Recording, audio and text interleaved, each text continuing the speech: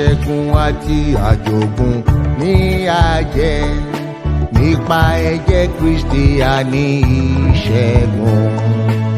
Olúwa jẹ́ tiwa kí ó ṣògo, kò sóhun tó lè borí agbára rẹ̀. Aṣẹ́gun ni wá nípa ẹ̀jẹ̀ Jesu. Bàbá fún wa ní ìṣẹ́gun nípa ẹ̀jẹ̀ Jesu. Enit'a pa fẹ́lẹ́ṣẹ̀, Sibe ó wá ó njoba, àwájú aṣẹ́gun lọ, àwájú aṣẹ́gun lọ. Conquerors and overcomers now are we. Through the precious blood of Christ we have victory. If the Lord be for us, we can never fail. Nothing against His mighty power can ever prevail. Conquerors are we. We are conquerors. The blood of Jesus. Blood of Jesus. Was the give us victory. Oh, victory. The blood of Jesus. Through the Lamb for sin and slain, and yet to live, and reigns again.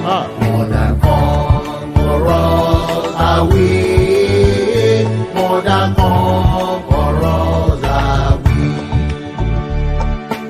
Enit'o bá sì ṣẹ́gun lé a ó fi fún, láti jẹ manna tó tọ̀run wá nihin. Lọ́run yóò sì bẹ ìmọ̀ pé a ṣẹ́gun, yọ̀wọ́ṣọ funfun yóò sì dádé wúrà. Aṣẹ́gun ni wá, aṣẹ́gun nípa ẹ̀jẹ̀ Jesu. Bàbá fún wa ní ìṣẹ́gun, ìṣẹ́gun nípa ẹ̀jẹ̀ Jesu. Enit'a pa fẹ́lẹ́ṣẹ̀, Sibe ó wá ó njoba, àwájú aṣẹ́gun lọ, àwájú aṣẹ́gun lọ.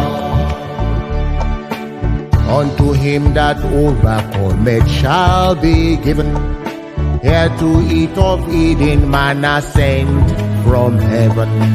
Over yonder he the victor's palms shall bear, and a robe of white and golden crown shall wear. Conquerors are we are conquerors. The blood of Jesus. Blood of Jesus. Was victory. Oh, victory. The blood of Jesus.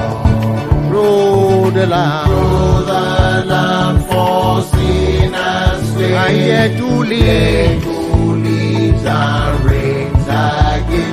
More than conquerors are we, more than conquerors are we. Conquerors are we are conquerors. The blood of Jesus. Blood of Jesus. Was victory. Oh, victory. The blood of Jesus. Through the Lamb for sin and slain, and yet to live, and reigns again. More than conquerors are we, more than conquerors.